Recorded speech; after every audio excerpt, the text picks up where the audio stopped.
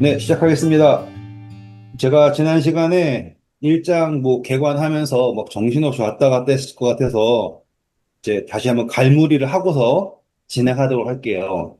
이사야서 1장 1절 보시면 이사야라고 선지자가 이 네 왕, 우시아로부터 히스기야까지의 왕 그때를 이렇게 지내는 이야기가 나와요.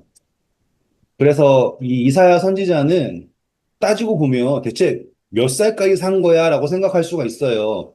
왜냐하면 덧셈을 다 해보면 100년이 넘잖아요. 그 통치 기간들이 다.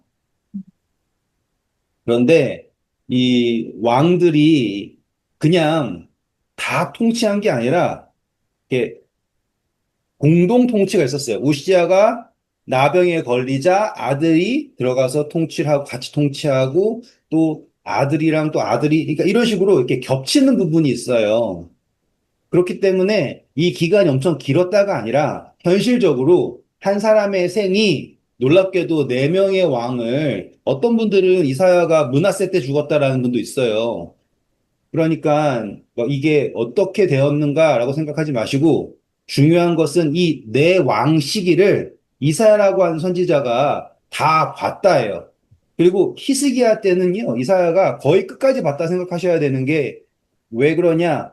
아수르가 쳐들어오지 않습니까? 그때 히스기야가 자문을 구했던 게 이사야예요. 그렇기 때문에 이사야 선지자는 거의 끝까지 히스기야 때까지 있었다 생각하시면 되고, 이 부분에서 우리가 볼 수 있는 게 뭐냐면, 제가 이사야 선지자는 단순히 예언을 한 선지자가 아니라 하나님께서 우리와 함께 동행하신 것처럼 이사야라고 하는 선지자가 이 왕의 시대의 모두를 함께 살면서 동행을 했다라고 보셔야 되고요. 그렇기 때문에, 자, 이사야서 8장 갈게요. 이사야서 8장 18절 읽어주세요. 보라, 나와 및 여호와께서 내게 주신 자녀들이 이스라엘 중에 징조와 예표가 되었나니 이는 시온산에 계신 만군의 여호와께로 말미암은 것이니라. 네. 어떤 그러니까 이사야라고 하는 선지자 자체가 징조와 예표가 되었다라고 나오죠. 그의 가족들까지 다.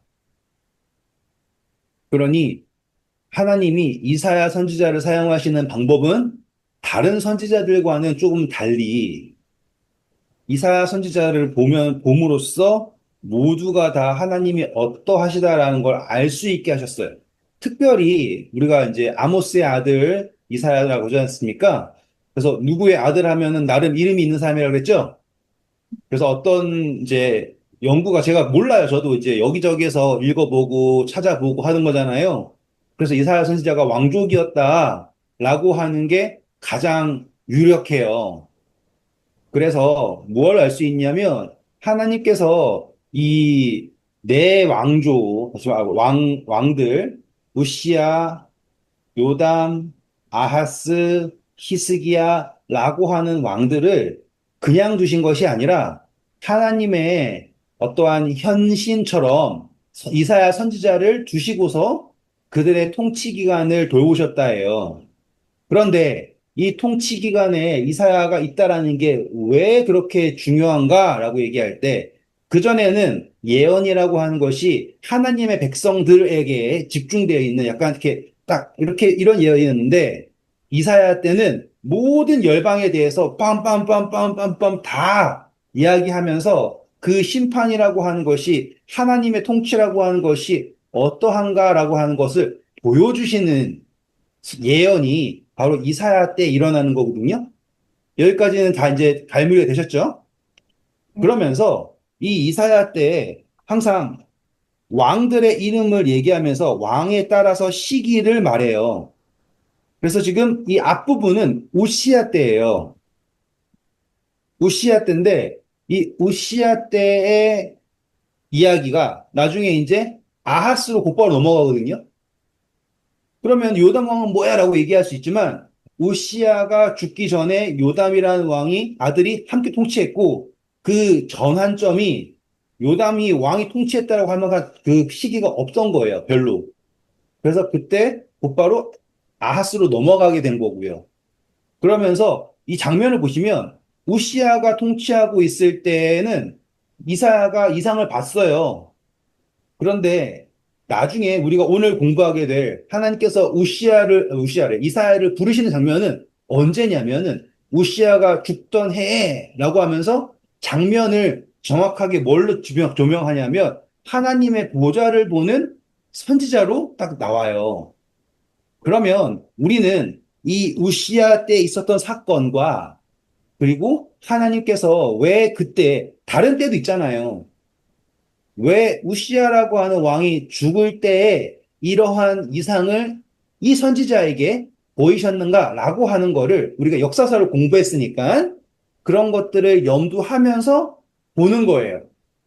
그래서 제가 전 시간에 이사야서는 스펙트럼 자체가 그냥 예언만 보는 게 아니라 하나님께서 역사 이끄신 거고 그 역사 속에 함께 계셨고 그 역사 속에 일어났던 장면들을 우리가 하나님이 동행하신 것처럼 봐야 됩니다. 라고 하는 것. 그리고 그렇기 때문에 이사야서에서는 시작부터 강조하는 게 임마누엘 나와요. 강조점이 뭐냐면 하나님이 우리와 함께 하시는 거예요. 그래서 나중에 또 한 아이가 우리에게 낳고 하면서 뭐 그에게 정사를 메웠고 이런 식으로 이야기 자체가 약 그 하나님께서 함께 하시는 메시아라고 하는 거가 딱 포커스가 되는 거예요. 그렇죠? 그래서 제가 이사야서 공부할 때 우리가 세 가지 정도 할 수 있겠는데 예언도 할 수 있고 예수님을 바라보는 심판이라는 것도 할 수 있고 예수님을 바라보는 것도 할 수 있고 우리에게 적용되는 것도 할 수 있겠습니다라고 했지 않습니까? 그리고 제가 마지막으로 했던 게 그러면 우리가 이 1장을 다시 한번 읽을 때 우리에게 어떤 식으로 적용될 수 있는 것까지 저희가 하면서 넘어가 볼게요라고 했던 게 제가 지난 시간이었고 정신없었던 부분을 제가 짧게 요약한 거예요. 자, 돌아올게요. 이제 그 부분 하고 시작할게요. 1장 오실게요. 1장. 너무 빨랐나요? 막 정신없이 10분을 써들었지만 쉬고 오더니 완전 날라가시네. 음. 폭발했는데. 자, 1장에 오셔서 우리 3절만 읽어주세요. 소는 그 임자를 알고 나귀는 그 주인의 구유를 알건만은 이스라엘은 알지 못하고 나의 백성은 깨닫지 못하는도다 하셨도다. 네. 지금 우리가 함께 하시는 이사야서라고 했지 않습니까? 주인이 그냥 소유만 가지고 있고 멀리 떨어져 있으면 소가 주인을 알 방법이 없죠. 음. 함께 있어야지 아는 거예요. 음. 그래서 이사야서에서 하나님께서 보이고 싶으신 거 뭐냐면 모든 순간마다 내가 여기 있다, 내가 너와 함께 한다 라고 하는 걸 나중에 너가 물을 지날 때 함께 하리라, 불을 지날 때 함께 하리라 이런 거 있지 않습니까? 그게 그냥 나오는 게 아니라 하나님이 너를 그냥 멀리 두고 넌 내 거 이렇게 하는 게 아니라 내가 너와 함께 있다라는 것을 계속 보이신다라는 거예요. 그리고 보이셨는데 모르는 상태예요. 이해되셨죠? 그리고 이스라엘 백성들도 자기들을 하나님께 보이려고 해요. 그게 절기를 지키는 거죠. 절기, 예배, 제사 이런 거잖아요. 이게 하나님을 자기를 보이려고 하는 거잖아요. 근데 하나님이 뭐라고 합니까? 내가 널 본 적이 없다라고 얘기하는 거예요. 그러니까 함께 있는데 서로를 못 보는 상태예요. 자, 적용을 하게 되면 이렇게 되겠죠. 우리가 신앙을 하는데 하나님이 우리에게 보이시는데 우리는 서로 하나님을 못 보고 있고 또 우리가 하나님께 우리를 보이는데 하나님이 우리를 볼 수가 없는 신앙의 상태. 그게 우시아 시대예요. 근데 모양은 그럴듯한 거야. 그래서 더 그럴듯하게 하려고 더 그럴듯하게 하려고 하다 보니까 분양하러 가는 거야. 음. 그게 1장이에요, 1장. 아시겠죠? 왜 그러냐? 창녀가 된 거예요, 창녀.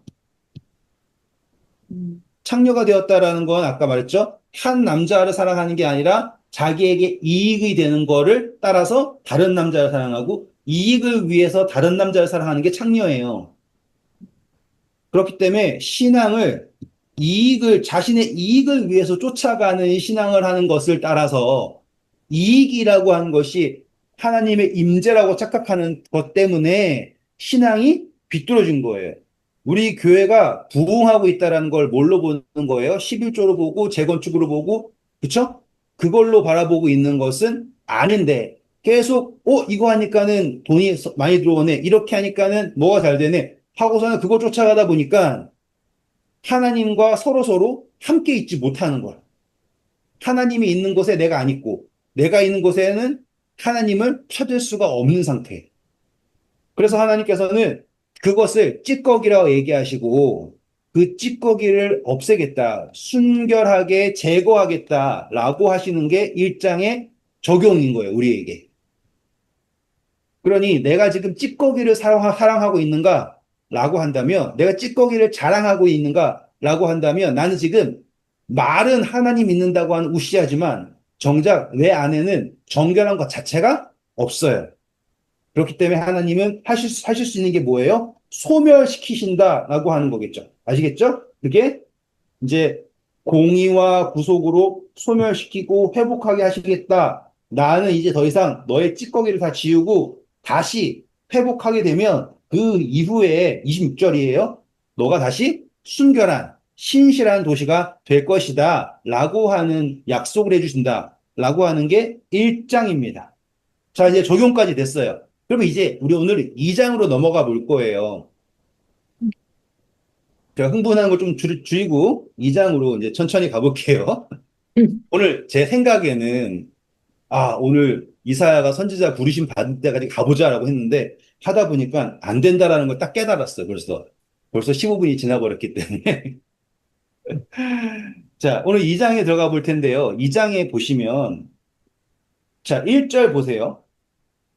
아모스의 아들 이사야가 받은 유다와 예루살렘에 관한 말씀이라. 네, 자, 시작할 때 이렇게 자기의 소개 또 하죠. 음. 음. 그러면 우리는 어떻게 이해해야 되냐면 독자들이 기억력이 너무 없어가지고 1장 읽고 난 다음에 이 사람이 누군지를 모른다 라고 하면 안 될 거 아니에요. 그런데 이사야서는 사실상 1장 따로 나왔고 그리고 기간이 있고 다시 2장이 따로 선지서처럼 나온 건 거예요. 선포된 기간이 첫 번에 1장 때가 선포가 된 거예요. 그래서 1장에 보시면 문장이 완벽하잖아요. 음. 그렇죠? 상태 얘기하고 회복까지 나오고. 그러니까 1장 자체가 하나의 선지서인 거야. 그리고 나서 다시 한번 또 선포하시는 거예요. 그러면 우리는 이제 이사야서의 그 진 면모를 느낄 수 있는 게 뭐냐면 하나님께서 계속 두드리신다, 계속 말씀하신다, 라고 하는 거예요. 음. 1장의 시기를 아까 우리가 계속 우시아라고 했잖아요. 언제까지 우시아할 거예요? 몇 장에 죽었어? 우시아가 죽은 게. 6장 1절에 죽었잖아요. 그쵸? 그러면은 5장까지 있는 내용들은 뭐냐면 하나님께서 계속 녹화하시는 내용인 거예요. 그리고 이때는 우시아가 있을 수도 있고 요담도 있을 수도 있지만 하나님께서 너네가 날 보이는 것 자체가 나는 정말 힘들다. 다시 나에게 돌아와라. 내가 너를 회복할 거다. 라고 하는 건데 그때 하나님께 말씀을 받은 이사야가 자기를 나는 아모스의 아들이라고 소개를 하면서 하나님 백성들에게 관하여 받은 묵시가 이것이다. 계시가 이것이다. 라고 하고선 선포하는 내용인 거야. 됐죠? 가볼게요. 말일에 여호와의 전에 산이 모든 산 꼭대기에 굳게 설 것이요 모든 작은 산 위에 뛰어나리니 만방이 그리로 모여들 것이라. 자, 그러면 이 내용만 보면은 막 혼내는 내용이에요. 하나님께서 이 나라를 어떻게 회복시킬 것이다라는 내용이에요. 그쵸? 회복. 응. 그러면은 누군가에게 이런 거 얘기할 때 사람들이 승승장구하고 있을 때 이런 얘기를 할 것 같아요. 주눅 들었을 때 이런 얘기할 것 같아요. 주님. 네, 이런 식으로 보시는 거예요. 우리는 이 이야기가 언제 어떻게 주어졌는지는 몰라요. 하지만 지금 하나님께서 선지자를 통하여서 하나님의 백성에게 말하고 싶으신 건 뭐냐면 걱정하지 마. 내가 회복시켜 줄 거야. 라고 하는 약속을 먼저 말씀하시는 거예요. 그렇다고 해서 너네가 두 손 두 발 다 놓고 있어 회복될 거야. 그는 아니야. 하지만 하나님께서 회복하시는데 그냥 회복이 아니라 모든 민족이 어떻게 될 것이냐? 읽어볼게요. 많은 백성이 가며 이르기를 오라 우리가 여호와의 산에 오르며 야곱의 하나님의 전에 이르자 그가 그의 길을 우리에게 가르치실 것이라 우리가 그 길로 행하리라 하리니 이는 율법이 시온에서부터 나올 것이요 여호와의 말씀이 예루살렘부터 나올 것임이라. 너무 멋진 이야기고 많이 읽어본 느낌이죠? 일단은 처음 보시는 분들을 위해서 계시록은 꼭 가볼게요. 계시록 21장에 가셔서 24절, 20부터 26절까지 읽어주세요. 만국이 그 빛 가운데로 다니고 땅의 왕들이 자기 영광을 가지고 그리로 들어가리라. 낮의 성문들을 도무지 닫지 아니하리니 거기에는 밤이 없음이라. 사람들이 만국의 영광과 존귀를 가지고 그리로 들어가겠고. 네, 지금 이 2장에서의 회복은 그냥 언제쯤 좋은 일이 있을 거야 정도가 아니라 성경 전체의 결론을 말하고 있어요. 계시록 21장과 이사야서 2장이 똑같잖아요. 그러면 여기서 우리가 정말로 엄청나게 중요한 걸 볼 수 있는데, 이 모든 민족을 회복시키신다라고 하는 게 하나님의 목표라는 거예요, 일단. 이걸 봤기 때문에 이제 사도 바울도 이런 식으로 이방의 복음을 전할 수 있게 되었죠. 음, 그런데 재밌어요. 우리는, 어, 예언이라고 할게요, 예언. 우리는 예언이라고 하는 걸요, 어떤 식으로 보냐면, 이렇게 쭉 선이 있으면, 내가 이 지점에 있어요. 내가 여기 서 있는 거야, 이렇게. 그러면 우리가 예언을 요구할 때, 항상 내가 바라본 시선이 이렇게 한다고 치죠, 이렇게. 내가 기대할 수 있는 거잖아요. 여러분들이 뭐, 당장 내일 어떤 일이 있을 줄 알지만, 우리가 머릿속으로, 아, 몇 년 뒤에 어떤 일, 이렇게 아무리 똑똑한 사람도 생각하면, 뭐, 나는 30년 후를 본다. 이거 어렵잖아요. 그쵸? 그렇기 때문에 우리는 기껏해야 30년 생각할게, 30년. 30년 후의 일을 바라본다고 하지만 그 바라본 건 점점 떨어져요. 그래서 우리는 예언을 어떤 식으로 생각하냐면 여기에서 일어날 어떠한 사건을 예언으로서 항상 바라보고 그거를 막 궁금해 한단 말이에요. 그런데 여기 있는 건 괜찮아. 신뢰가 가요. 왜냐하면 내가 기대하는 범위의 것으로 점점 시야가 좁아지는 거니까. 근데 여기 있는 거는 아무도 무슨 상관인지 상관없잖아요. 음, 예를 들어서 제가 예언하면 앞으로 50년 후에 콩고 민주공화국에서 엄청나게 멋지고 잘생긴 대통령이 태어날 건데 이렇게 얘기하면 관심 있으세요? 음, 이해가 안 되죠. 그건 뭐 의미가 없는 거잖아요. 음, 그러니 우리가 바라보는 성경의 예언이라고 하는 거는 나의 이 관심 범위 안에 있는 요것만 예언이라고 쳐주는 거지. 음, 그 위의 것은 예언이라고 아무리 얘기해도 의미 자체가 없는 거예요. 음, 관심도 없고, 그게 맞든지 틀리든지 관계가 없어요. 이거 되게 중요한 거예요. 그러니 예언이라고 하는 거는 나와 관계 있지 않고 나의 관심 밖에 있으면 의미가 없죠. 음, 맞아요? 음, 그리고 내 인지 범위 밖에 있는 여기에 있는 여기에 있는 것도 의미가 없죠. 음, 그렇죠? 음, 그러니까는 예언이라고 하는 것 자체에 인간이 기대하고 있는 거는 아무런 가치가 없어요. 음, 음, 그래서 우리가 예언을 어떻게 사용하냐면 여기에 내가 있잖아요. 그래서 내 관심 범위 여기로 사람들이 이제 막 관심을 갖게 하길 원하는 거야. 억지로라도. 그래가지고는 성경을 끼워 맞춰서 거 봐라. 예를 들어서 막 옛날에 고르바초프가 나타나가지고 막 소련 막 러시아 바뀌고 그럴 때 막 와 했잖아요. 음, 그때는 어린 사람이었지만도 그때 정말 와 예수님 오시는구나 했단 말이에요. 근데 아무 일도 안 일어나잖아요. 음, 그러니까 뭐 코로나 터졌을 때 막 사람들 막 이런 식으로 하지 않습니까? 왜 그러냐면 관심의 범위 안에서 예언을 이용을 하는 거야. 예언의 진정한 목적 그런 거 관계없이 이걸 다 이용해가지고 나를 찾는 거지. 나의 관심을 채우는 거죠. 자, 이게 이제 기본적인 거예요. 그러면 하나님은 예언을 왜 하실까라고 생각해야겠죠? 그렇죠? 그런데 오늘 우리가 읽은 이 장이 뭘 바라보는 거냐면, 아, 하나님이 말하시는 예언은 여기에 일어나고 있는 사건들을 말하는 게 아니었구나라는 걸 알 수 있게 됩니다. 보면 지금 이 장에 뜬금없이 말씀하시는 게 여기에 있는 성취를 말하고 있죠.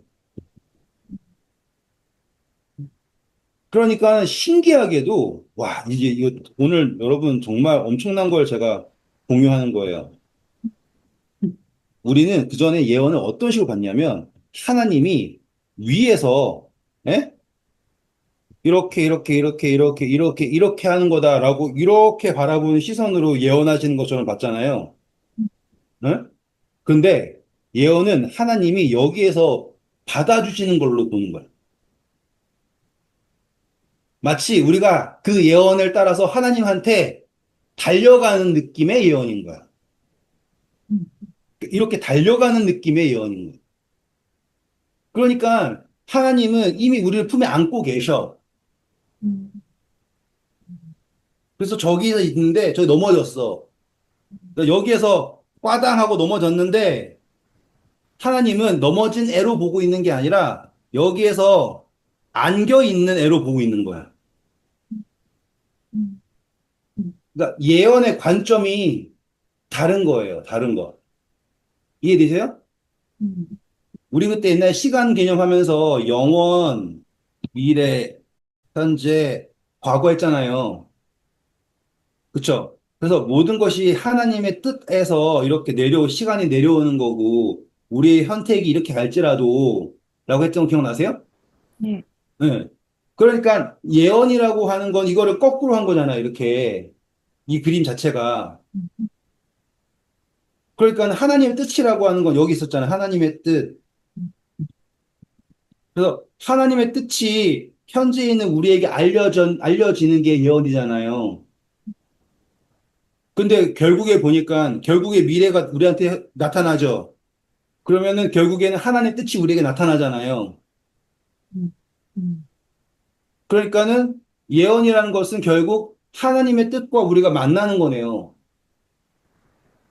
맞아요? 그러니까 예언은 미래의 어떤 사건을 말하는 게 아니라 하나님의 뜻과 우리가 만나는 거를 말하는 거고, 그것은 이렇게 보면 사실상 하나님은 밖에서 너 이렇게 될 거야, 저렇게 될 거야라 말하는 게 아니라 그 성취에서 우리가 그분에게 달려가는 것, 마치 아직 상고가 먼데 아버지가 아들을 향해 달려가는 것처럼 마중 나가는 것 같은 거가 예언인 느낌인 거예요.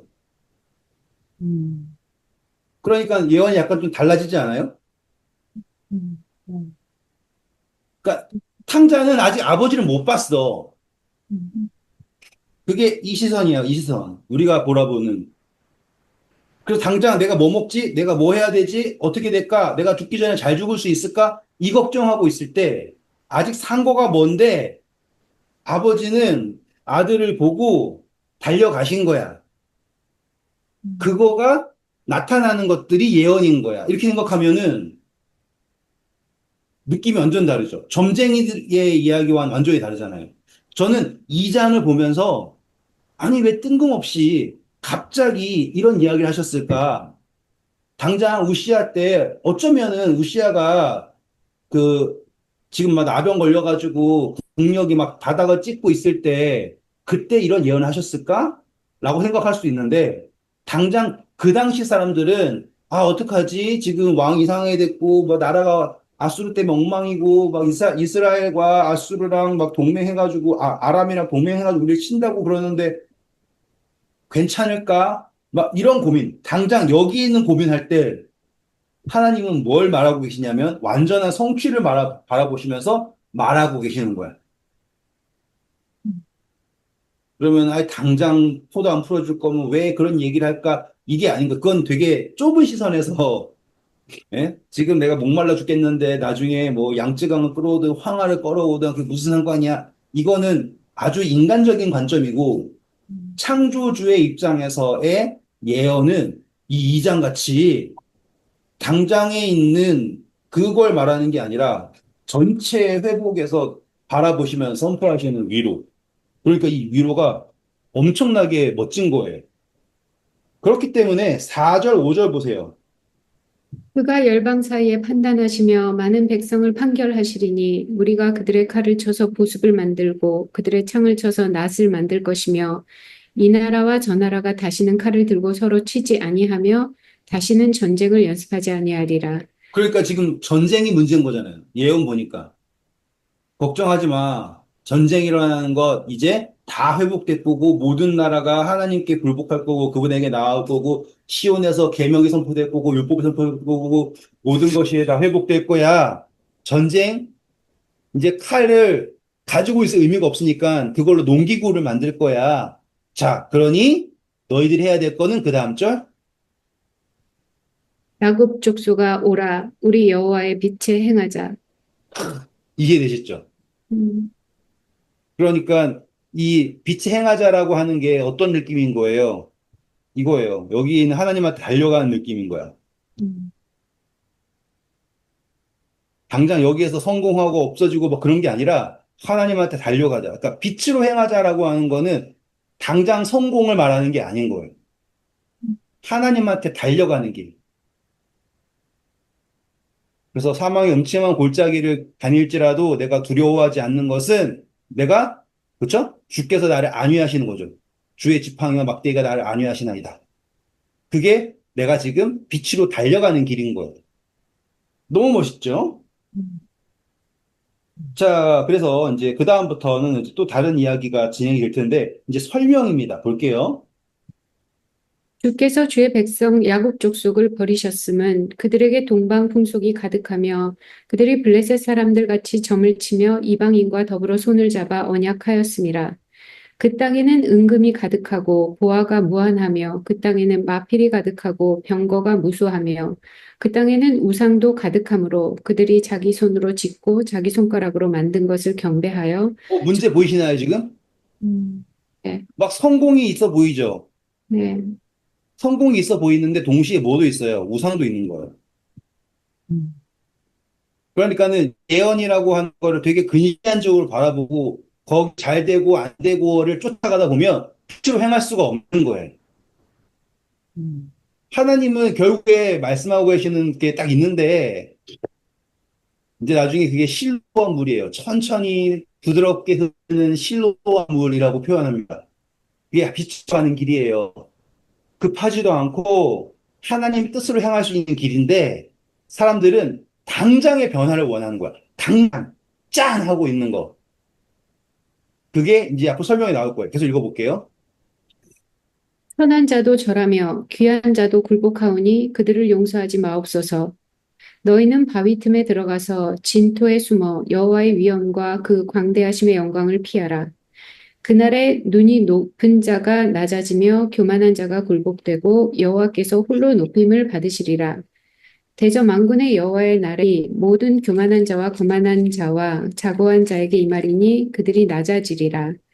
또 레바논의 높고 높은 모든 백향목과 바산의 모든 상수리 나무와 모든 높은 산과 모든 솟아오른 작은 언덕과 모든 높은 망대와 모든 견고한 성벽과 다시스의 모든 배와 모든 아름다운 조각물에 임하리니 그날에 자고한 자는 굴복되며 교만한 자는 낮아지고 여호와께서 홀로 높임을 받으실 것이요. 네, 우상들 자, 여기 보이시죠? 이거를 이루는 거가 내가 하는 방법이다라고 하는 걸 교만이라고 그랬고 그 교만을 섬기는 거 우상이라고 하는 거예요, 이제.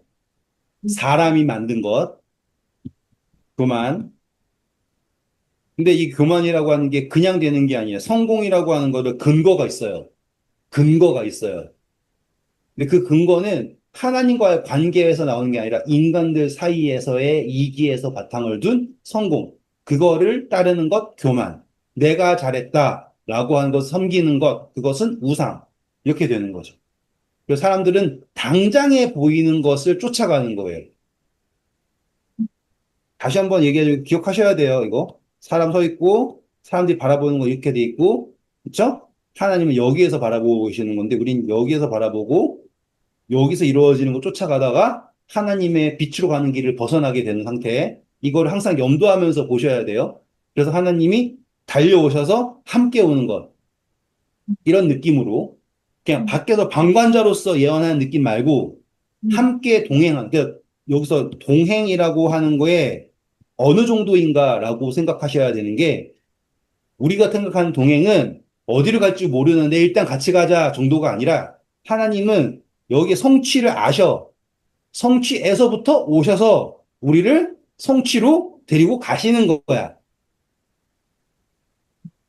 그게 동행이에요. 그래서 내가 가서 처소를 예비하면 너희 같이 내가 와서 그쵸? 너희로 나 있는 곳에 있게 하겠다. 이 이야기가 그냥 단순히 갔다가 올게 정도가 아니라 성경 전체에서 나오는 이야기고 그게 예언의 이러한 모양인 거예요.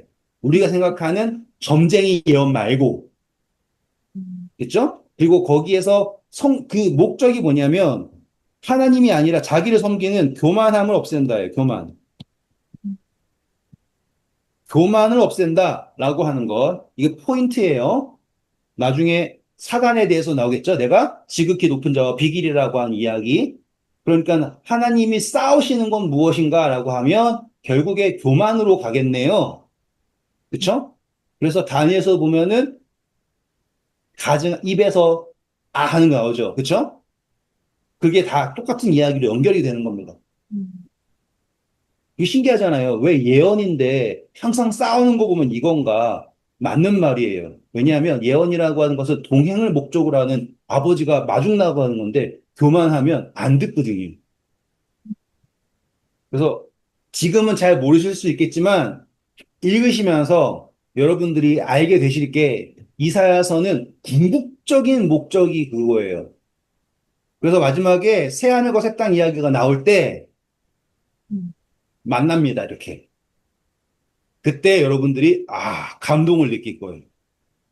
그러니까 이사야서는 단순히 이 땅에서 일어난 일만을 예언하는 예언 이게 아니라 성경에서 어쩌면은 제가 그냥 감히 유일하다고 할게요. 뭐 계시록도 있고 하늘에 대한 표현 나오는 게 있지만 어쩌면 유일하게 예언을 하늘로 끌고 가요.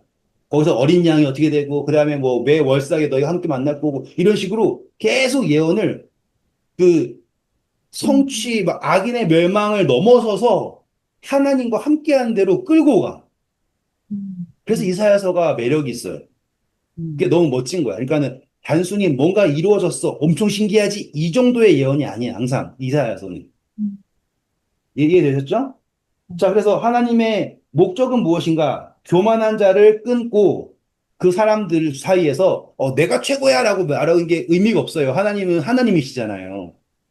그런데 모든 피조물들이 하나님을 높인다라고 하는 것은 드디어 올바른 관계가 맺어졌다라고 하는 거예요. 그 다음 볼게요. 우상들은 온전히 없어질 것이며 사람들이 암혈과 토굴로 들어가서 여호와께서 땅을 진동시키려고 일어나실 때 그의 위엄과 그 광대하심의 영광을 피할 것이라. 사람이 자기를 위하여 경배하려고 만들었던 은 우상과 금 우상을 그날의 두더지와 박쥐에게 던지고 암혈과 험악한 바위 틈에 들어가서 여호와께서 땅을 진동시키려고 일어나실 때 그의 위엄과 그 광대하심의 영광을 피하리라. 너희는 인상을 의지하지 말라. 그의 호흡은 코에 있나니 새말 가치가 어디 있느냐. 그렇죠. 자, 여기 보시면 완벽하게 계시록과 똑같죠. 음, 거기도 가려라, 주의 큰 날에 훔쳐 이런 식으로 그러니까 이상만 보면 아까 제가 설명해 드린 것처럼 그냥 예언 자체가 아예 완전 성취에서부터 말씀하고 계시는 거야. 나는 그게 너무 멋있는 거예요. 당장 이 사람들은 당장 일어나고 있는 전쟁, 뭐 안 좋은 일들, 그거 어떻게 해결될까 고민하고 있을 때 하나님이 아모스의 아들 이사야를 통하여서 이야기하시는 거. 그러니까 스케일 자체가 다른 거죠.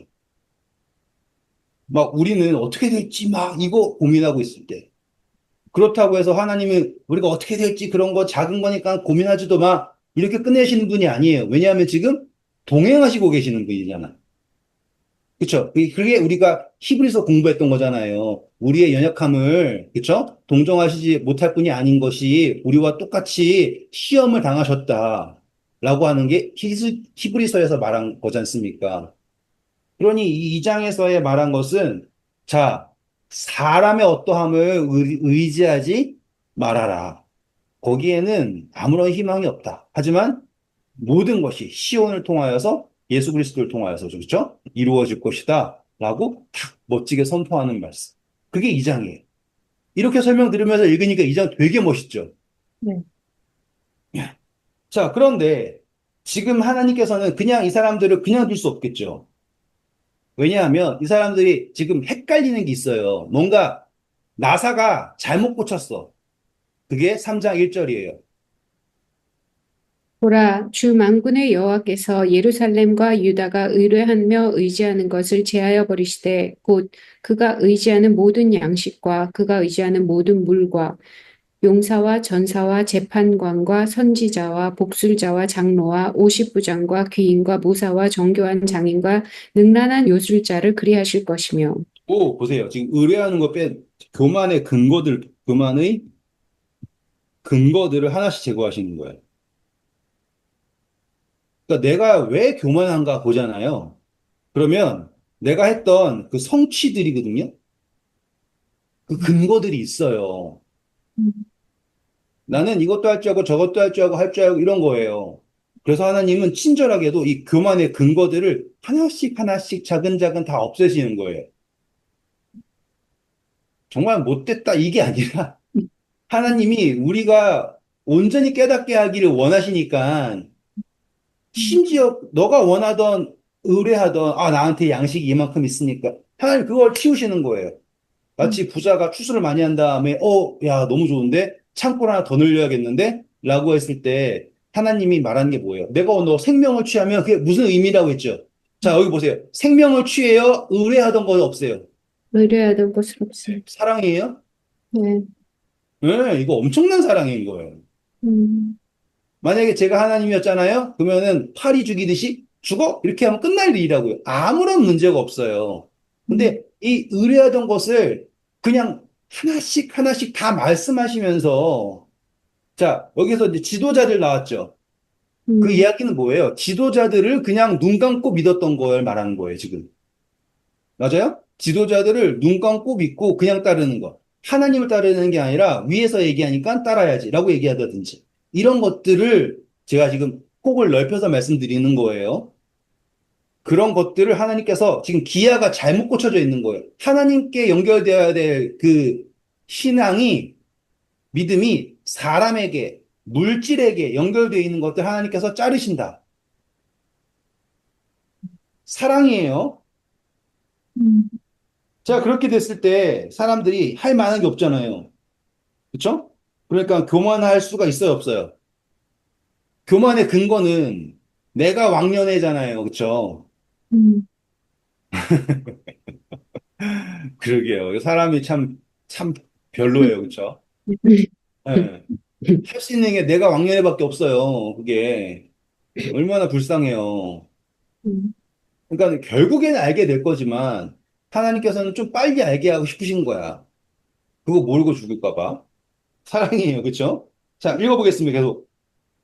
그가 또 소년들을 그들의 고관으로 삼으시며 아이들이 그들을 다스리게 하시리니 백성이 서로 학대하며 각기 이웃을 잔해하며 아이가 노인에게 비천한 자가 존귀한 자에게 교만할 것이며 혹시 사람이 자기 아버지 집에서 자기 형제를 붙잡고 말하기를 내게는 겉옷이 있으니 너는 우리의 통치자가 되어 이 폐허를 내 손 아래 두라 할 것이면 그날에 그가 소리를 높여 이르기를 나는 고치는 자가 되지 아니하겠노라. 내 집에는 양식도 없고 의복도 없으니 너희는 나를 백성의 통치자로 삼지 말라 하리라. 감사합니다. 제가 요즘에 선거 같은 거 보면서, 와, 진짜 힘들다. 뽑을 사람이 없는 것 같다라고 생각이 들 수밖에 없는 게 요즘에 다 달게 벗겨져가지고 옛날에는 대통령 하면 존경했잖아요. 근데 요즘에는 그럴 수가 없는 게 됐어요. 뭐 미국 대통령부터 전 세계 어떤 대통령도 존경을 받는 대통령 찾아보기가 어려운 세상이 됐잖아요. 음. 지금 이때도 똑같은 거 보이시죠? 통치자가 가장 어린 자가 된다라고 하는 게 성경적에서 이제 예수님께서 쓰실 때는 어리다라고 하는 것을 좋게 쓰셨지만 여기서 어리다라고 하는 거는 나쁜 의미예요. 그렇기 때문에 이 통치자라고 하는 게 어떠한 하나의 겉옷은 의를 산다고 했죠? 의. 음, 다 발가벗겨져가지고 의뢰하던 모든 것이 다 없어진 상태인 거예요. 그게 의뢰하던 거 다 치신다 했지 않습니까? 그래서 이제 자기의 치부를 가릴 수 있을 만한 어떠한 사람이 이제 어린 사람 한 명밖에 안 남은 거야. 그리고서는 그 사람이 회복할 수 있는가? 회복할 수 없다. 이게 적용하면 빵은 무엇이 적용될 거고 양식은 뭐가 될 거고 이런 식으로 하면 이제 이게 그대로 예수님만 적용될 수 있어요. 누가 회복할 수 있을까? 옷 있으시고 양식 있으시고 하시는 분은 회복하실 수 있는 분은 예수님이다라고 하는 그런 반대적으로 적용할 수 있는 부분도 생기게 됩니다. 뭐 통치자 말하는 거예요. 그렇게. 음, 자, 그 이유는 왜냐면 하나님을 대적했기 때문이다. 그래서 9절 보면 결국에 이 모습을 뭐로 얘기하고 있어요? 소돔이라고 얘기하고 있죠. 음, 9절에. 맞습니까? 네. 그러면 우리는 소돔과 고모라에 대해서 다시 한번 생각할 수 있는 거예요. 소돔과 고모라는 음, 막 성병 걸린 정신병자들이 살고 있던 곳이 아니라 이런 상태를 말하고 있는 거구나. 그러니까는 소돔이라고 한 상태가 무엇을 말하는가라고 했을 때 이걸 딱 보시면 되겠죠. 음. 자, 10절 보겠습니다. 너희는 의인에게 복이 있으리라 말하라. 그들은 그들의 행위의 열매를 먹을 것이며 악인에게는 화가 있으리니 이는 그의 손으로 행한 대로 그가 보응을 받을 것임이라. 네, 자, 이 이야기를요, 왜 갑자기 뜬금없이 이렇게 나올까 생각을 하셔야 돼요. 의인한테는 복이 있을 거고, 악인한테는 화가 있을 거야. 이거 모르는 사람 있어요? 이건 다 아는 이야기죠? 음, 의인과 악인에 관한 것. 그런데 여기서 문제는 선과 악을 누가 판단하고 있어요? 사람, 사람이 판단하고 있단 말이에요. 그게 음, 문제인 거예요. 그러니까 지금 이 당시의 사람들은 그 누구도 악을 쫓고 있지 않아요. 다 그게 의라고 생각하고 쫓고 있는 거예요. 아시겠죠? 선악을 알게 한 나무지 않습니까? good and evil이에요. 그게 좋다고 생각해서 쫓아가는 거야. 근데 당장 좋아 보이니까 거기에 우상 숭배가 있어도 그냥 막 쫓아갔던 거지 않습니까? 그랬을 때 이사야 선지자가 말하는 게, 자, 의인에게는 복이 있고 악인에게는 화가 있을 거야. 너무나 당연하지? 자, 그러면 너네들이 의를 쫓아간다고 생각했는데 지금 화를 만나게 된다면 그것에 대해서 너희들은 너의 행위의 열매다라는 거를 알겠니? 라고 이야기하는 거예요. 너무나 당연한 이야기를 하는 게 아니라. 다시요. 뭐라고요? 너무나 당연하게 착한 사람 복 받고 나쁜 사람 벌 받을 거야 라는 거를 여기다가 굳이 강조하려고 하는 게 아니라 지금 너희들이 의라고 쫓아다니고 있잖니. 그러면 거기에 보면 복이 있어야 될 거 아니야. 그런데 음, 지금 하나님께서는 너희들이 의뢰한 것들 다 치실 거야. 그렇게 되면 너네들이 맞이하는 게 의라면 복을 받을 텐데 만약에 화를 당한다면 그것은 너의 행위의 결과라는 거를 너희가 알겠니? 라고 하는 이야기를 하는 거예요. 그러니까는 요 성경절 두 개를 가지고 와서 여러분, 의인한테는 복이 있고 악인한테는 화가 있습니다라고 요 성경절 가지고 이야기하시면 맞는 말이지만은 적용을 할 때 잘못 체크하신 거죠. 다른 부분에서 가져왔으면 됐는데 이 부분은 마치 이렇게 뭐라고 할까요? 비꼬는 것처럼 된 거지만은 이렇게 이야기하는 거예요. 너희들이 지금 스스로 의롭다 생각하는 것 쫓아갔다면 이라고 하는 표현입니다. 아시겠죠? 하나만 볼게요. 에스겔서 7장 3절, 4절 봐주세요. 이제는 내게 끝이 이르렀나니 내가 내 진노를 내게 나타내어 내 행위를 심판하고 내 모든 가증한 일을 보응하리라. 내가 너를 불쌍히 여기지 아니하며 긍휼히 여기지도 아니하며 내 행위대로 너를 벌하여 내 가증한 일이 너희 중에 나타나게 하리니 내가 여호와인 줄을 너희가 알리라. 저기 보시면 끝이라 그랬는데 여기에서 하나님께서 뭘 쏙 빼시냐면 불쌍히 여기는 마음, 하나님께서 아끼시는 마음을 빼신대요. 그럼 하나님 진짜 매정하다가 아니라 그 전에까지 이 끝이라고 하는 그때까지 그러니까 다시 말하면 더 이상 하나님께서 참을 수 없는 상태까지 온 거예요. 근데 이 참을 수 없다라고 하는 거는 화를 참을 수 없는 상태가 아니라 지금 당장 결과를 보지 않으면 이 인간들이 회복될 수 있는 가능성이 없어질 상태까지 온 거예요. 이해되시죠?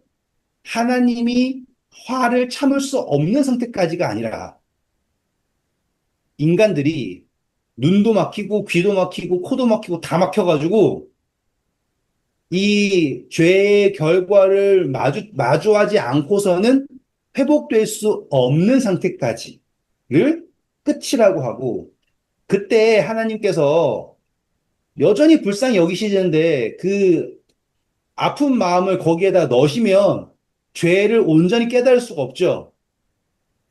그래서 거기에는 어떠한 은혜도 없이 심판을 마주하게 된다라는 표현인 거죠. 그러니까 거기에는 그 사람의 행위의 결과가 100%다 드러난다. 어떠한 필터링 없이. 오해 없이 아셔야 돼요. 사람들은 너가 하는 것 일거수일투족을 하나님이 다 기록하고 있어. 그래가지고 그 기록한 대로 너가 했던 그대로 너가 벌 받을 거야. 라고 얘기하는 거는 최악인 거야. 그거는, 그거는 뭐 불교도 있고 힌두교도 있고 여러 종교에서 다 신기하게 다 그런 식으로 한단 말이죠. 신기하지 않아요? 근데 또 그거를 그대로 가지고 오는 사람들이 있으면 성경을 너무 이렇게 다른 관점을 가지고 성경을 읽고 있는데 그걸 너무 당연하게 생각하고 있는 거죠. 그러니 행위대로 심판받는다라는 거를 우리는 온전히 하나님께서 우리로 하여금 깨닫게 하시기 위해서 그분께서 원래 불기둥과 구름기둥 지키셨다가 그걸 딱 드니까 불뱀이 생긴 게 아니라 원래 있던 불뱀이 나타난 거잖아요. 맞죠? 네. 하나님이 불뱀을 만들어서 이놈들 죽어봐라 했던 게 아니라 그분의 도우심을, 지키심을 드니까 나타난 거란 말이죠. 똑같은 거예요. 그러니까 이게 잔인한 하나님이 아니라 이거예요. 자, 12절 볼게요. 내 백성을 학대하는 자는 아이요 다스리는 자는 여자들이라. 내 백성이여 내 인도자들이 너를 유혹하여 내가 다닐 길을 어지럽히느니라. 자, 여기 보시면 아이, 여자, 이거는 뭐 성차별 말하는 게 아니라 온전한 지도자들이 아니고 그리고 이 지도자들이 너희들을 잘못된 길로 이끌고 있다라고 하는 표현입니다. 그 다음 갈게요, 이제. 여호와께서 변론하려 일어나시며 백성들을 심판하려고 서시도다. 근데 이게 이게 1장에서 오라 우리가 서로 변론하자랑 이렇게 연결되는 부분인 거예요, 지금 이렇게. 그러면 변론의 목적은 너 잘못이라고 하는 것이 아니라 용서하시기 위한 제스처인 거예요. 그런 행위대로 심판받는다라고 했을 때, 그 화를 당한다라고 했을 때, 거기서 끝나는 게 아니라 거기서 깨닫고 하나님께 오면은 고침받는다라고 바뀌어야 돼요. 항상 머릿속에서.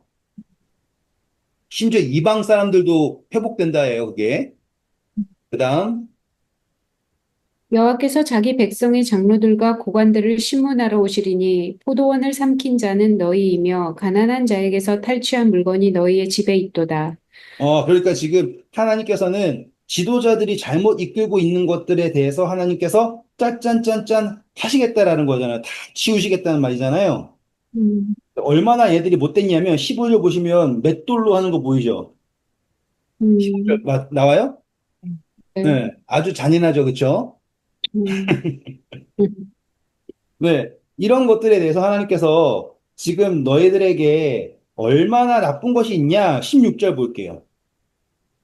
여호와께서 또 말씀하시되 시온의 딸들이 교만하여 느린 목 정을 통하는 눈으로 다니며 아기작거려 걸으며 발로는 쟁쟁한 소리를 낸다 하시도다.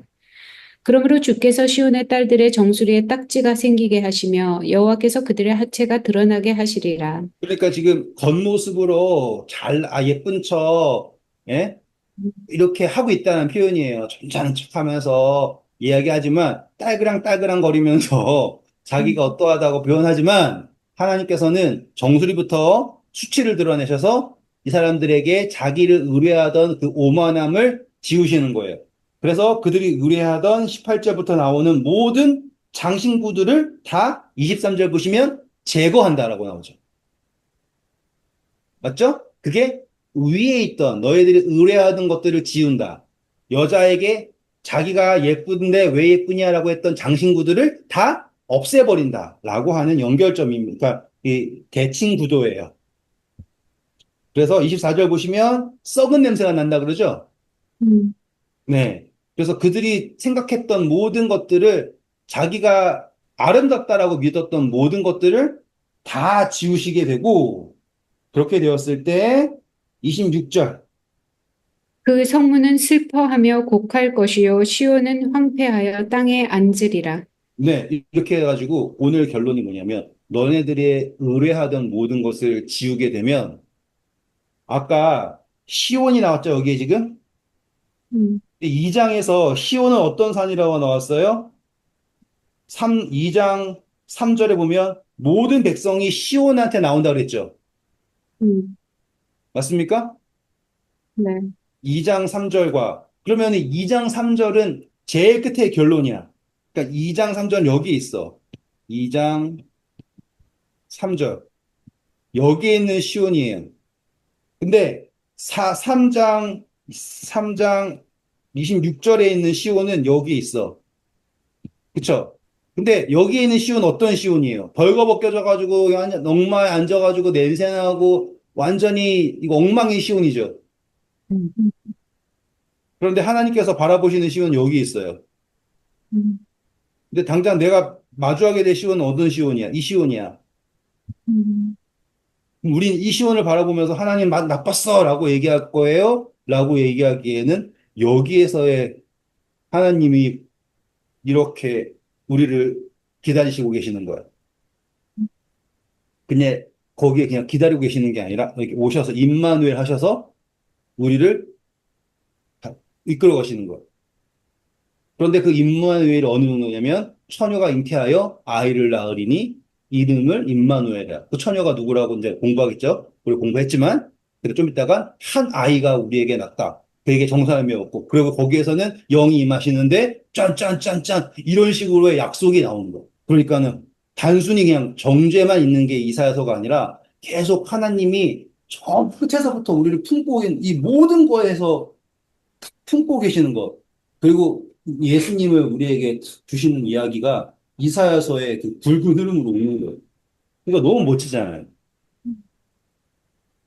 네, 오늘 저희가 3장까지 끝냈는데 읽으시면서 자연스럽게 이해가 되시죠?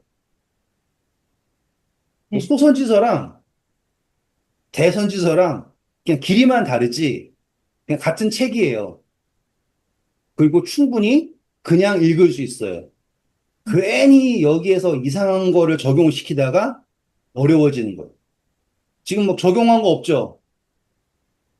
네. 제가 이것은 뭘 얘기하는 겁니다. 이렇게 얘기하지 않고 이 이야기가 성경에서 말하고 있는 그 큰 흐름에서 같은 이야기를 반복하고 있는데 단지 우리는 역사적으로 우시아 때 있었던 이야기를 생각하면서 이 당시에 사람들에게 하나님께서 뭘 말씀하고 계시고 싶을까라고 하는 그 정도에서만 했지만 읽혀지잖아요. 네. 그렇죠? 음, 그렇게 읽으시면은 우리가 끝까지 읽게 될 거고 이제 끝에 이제 마지막에 탁 66장에서 야, 하나님 바라보시는 게 이거구나라고 알게 되면 이제 눈이 열려요. 네, 오늘도 수고하셨고요. 좋은 하루.